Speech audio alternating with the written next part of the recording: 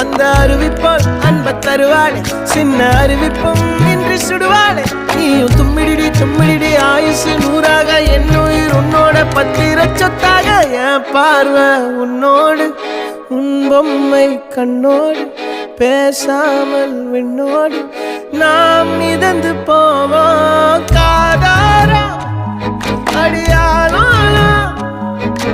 நான் தாங்க மாறோடு